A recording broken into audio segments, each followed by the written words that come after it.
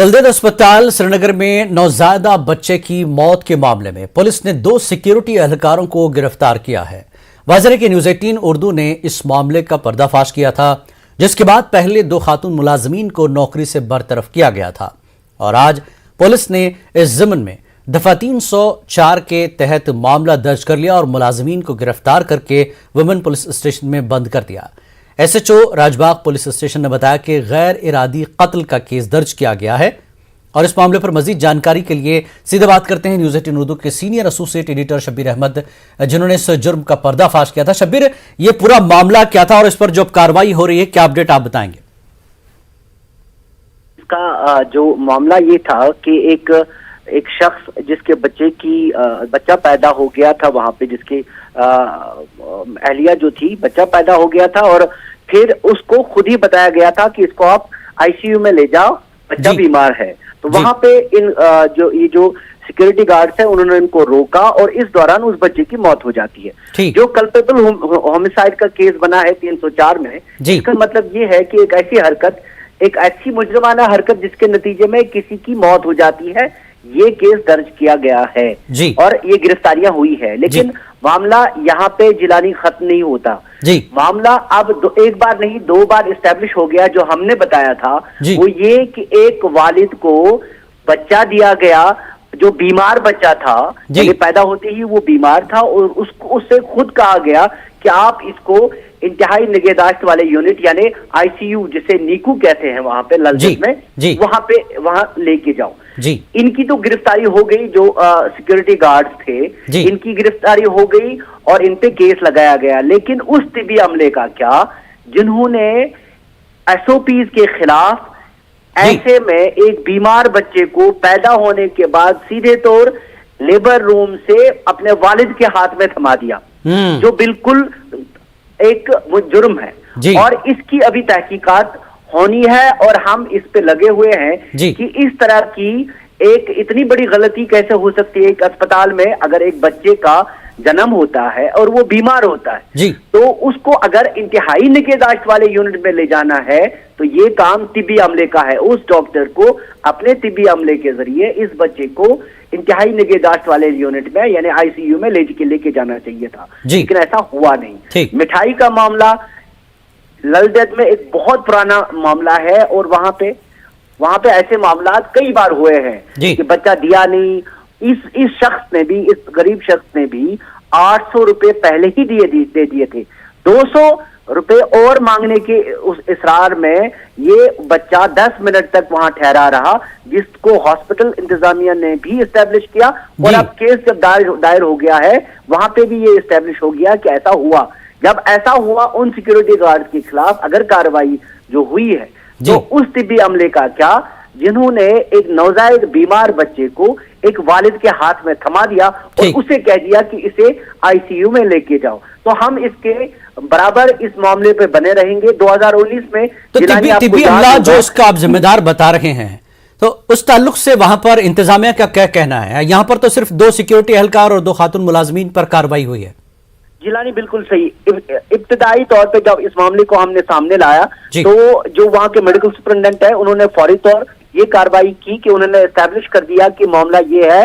तो उन्होंने हमारी चैनल पे, हमारे कैमरे पे सीधे ये बिल्कुल माना और इब्तदाई कार्रवाई बड़ी तेजी से की, ये मैं मानता हूं। हालांकि वो 20-22 दिन से ही वहां पे तैनात है, लेकिन उन्होंने उस पर कार्रवाई की। और दूसरी कार्रवाई उन्होंने ये की है कि एक जांच कमेटी बिठा दी है। जांच कमेटी में क्या निकल के आएगा, एक जांच कमेटी ने तो ये साबित कर दिया कि ये 2 खवातीन ने उसको रोका और इस दौरान उस बच्चे की मौत हो गई। अब उनकी जिम्मेदारी ये है, हम उनके पीछे बराबर लगे हुए। हमने इस बारे में एडिशनल चीफ सेक्रेटरी से भी बात की, विवेक भारद्वाज जो है, हमने उनसे भी बात की। उन्होंने हमें कुछ वक्त मांगा है और हम उम्मीद करेंगे कि वो इस मामले पे, ये जो मेडिकल नेग्लिजेंस है एक तरह की, कि आप एक बच्चे को अपने वालिद के हाथ में थमा देते हैं लेबर रूम से, सीधा बीमार बच्चा है।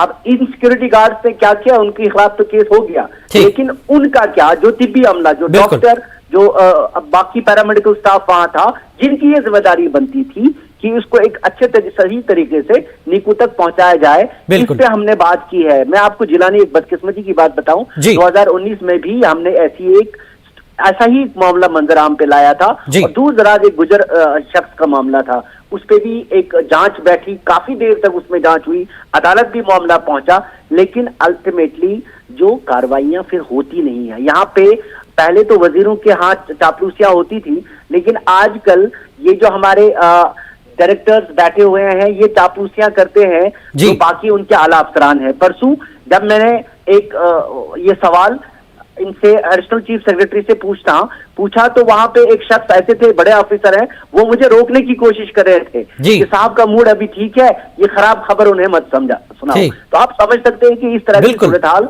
यहाँ पे है, जिससे एकदम से उम्मीद हम ये करेंगे कि additional chief secretary health and medical education, जिनके सामने हमने ये मामला रखा हुआ है, वो इस पे आगे न्यूज़ 18 उर्दू की कोशिशों के बाद यहाँ पर कार्रवाई का आगाज हो चुका है और इसमें कमेटी जो है, जांच कमेटी भी बैठ गई है।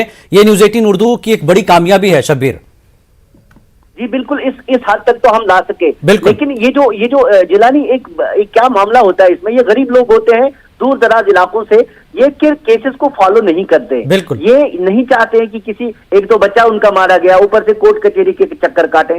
इसमें एक जिसको हम इंस्टीट्यूशनल सपोर्ट की जरूरत होती है, कुछ इदारे ऐसे हों जो इन मामलात को आगे बढ़ाएं और अफसरान आगे सामने खुद आए। जैसे इस मामले में राजबाग पुलिस स्टेशन ने सुओ मोटो नोटिस लेके, राजबाग पुलिस स्टेशन का एसएचओ है मोहम्मद इसाक, उन्होंने ये इनका केस दर्ज कर दिया 304 में। ठीक, हालांकि मैं तो समझता हूं कि 302 का केस बनना चाहिए था, चलिए 304 का केस बना। अब इसमें अफसरान को सामने आना है और जो इदारे हैं, वो शख्स को आप नहीं कह सकते जिसका बच्चा मरा और यहाँ से 150 किलोमीटर दूर रहता है कि वो फॉलो करेगा। गरीब लोग हैं वो, एक तो बच्चा मरा वो फॉलो नहीं करेगा। इंस्टीट्यूशंस को आगे आना होगा और हम इन मामलात को आगे लेके जाएंगे। बिल्कुल शब्बीर, बहुत बहुत शुक्रिया इस पूरी ताज़ा अपडेट के लिए और पूरी खबर पर तफसील से गुफ्तगू करने के लिए। न्यूज़ 18 उर्दू की यही कोशिश है कि जो लोग अपनी आवाज़ पहुंचा नहीं पाते हैं आला हुद्देदारान तक, तो न्यूज़ 18 उर्दू इस तरह के मामलों को उजागर कर उन्हें इंसाफ दिलाने की पूरी कोशिश करता रहेगा। आगे बढ़ेंगे। अनंतनाग पुलिस ने कोविड प्रोटोकॉल व दीगर रहनुमा खतूत की खिलाफ वर्जी की पादाश में पीडीपी के 10 लीडरान व कारकुनों के खिलाफ एफआईआर दर्ज की है। ये एफआईआर एग्जीक्यूटिव मजिस्ट्रेट बिजबिहाड़ा की हिदायत पर पुलिस थाना बिजबिहाड़ा में दर्ज की गई है।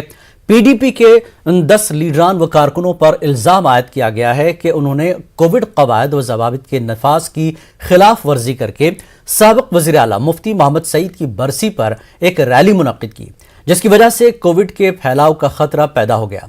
लीडरान में साबिक वजीर अब्दुर्रहमान वीरी, मोहम्मद सरताज मदनी और डीडीसी अनंतनाग के vice chairman advocate Sheikh Javed भी शामिल हैं। उधर पीडीपी सदर महबूबा मुफ्ती ने एफआईआर पर रद्दमल जाहिर करते हुए सरकार पर दोहरा मयार अपनाने का इल्जाम लगाया। अपने ट्वीट में महबूबा मुफ्ती ने लिखा कि पंजाब में नरेंद्र मोदी की रैली और उनकी हिफाजत के लिए मुनक्कदा बड़ी पूजा तकारीब के लिए कोविड प्रोटोकॉल नहीं है, लेकिन पीडीपी की किसी भी सरगर्मी के लिए ऐसे कवायद व जवाबित जरूरी होते हैं। वाजरे के जुमे के रोज मुफ्ती मोहम्मद सईद की बरसी पर पुलिस ने पीडीपी कारकुनों को इज्तिमा करने से रोका था, लेकिन महबूबा मुफ्ती के एहतजाज के बाद दर्शकों बाग में इज्तिमाई फातिहा ख्वानी की गई।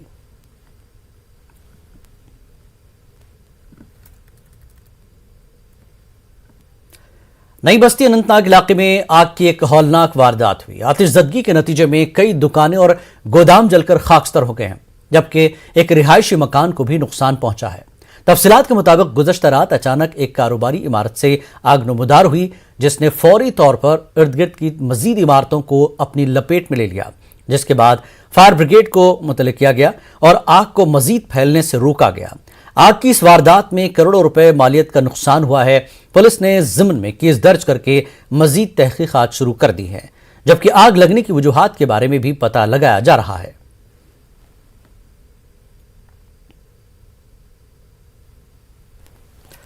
कश्मीर में सरमा के दौरान आग लगने की वारदात में काफी इजाफा होता है। उधर निजी क्या सरकारी दफातर में भी आग से बचने के इंतजामात नहीं किए गए हैं। सिविल सेक्रेटरीट श्रीनगर में अभी भी आग से बचने के लिए जरूरी इंतजामात नहीं किए गए हैं। पेश है न्यूज़ 18 के senior associate editor Shabbir Ahmed की यह रिपोर्ट।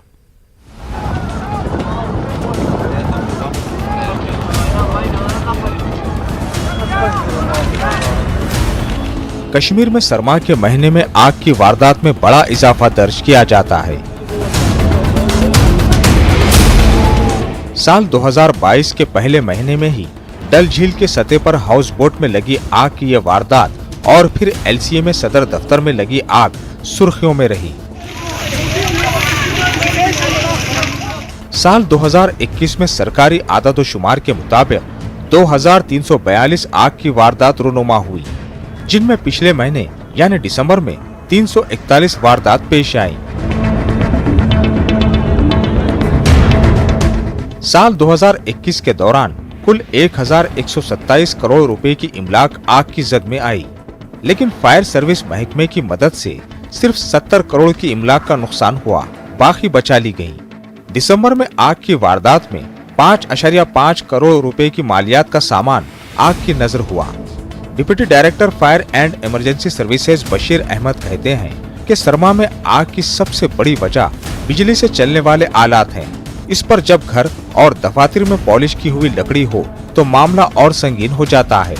घर तो घर, कश्मीर में सरकारी दफातर में करोड़ों रुपए लकड़ी की पैनलिंग लगाने में सर्व किए जाते हैं और इसका हिसाब कोई नहीं लगाता। हीटर को या ब्लोअर को रात को ऑन रखते हैं लेकिन खुद सो जाते हैं, तो बाद में जब later hours in the night उसमें वोल्टेज भी बढ़ जाती है, उसकी वजह से ये हीट अप हो जाते हैं ये अप्लायंसेस, और उसमें सराउंडिंग जितना भी कंबस्टिबल मटेरियल होता है वो इन्वॉल्व हो सकता है। यही अक्सर हमने देखा है इन महीनों में। जम्मू से कंपेयर करेंगे तो यहाँ लकड़ी का ज़्यादा इस्तेमाल होता है, उसकी वजह से भी मतलब आग लगती है और ये फैलती भी है। मामला यहीं खत्म नहीं हो जाता। अक्सर निजी और सरकारी इमारतें आग से बचने के बुनियादी आलात से महरूम है।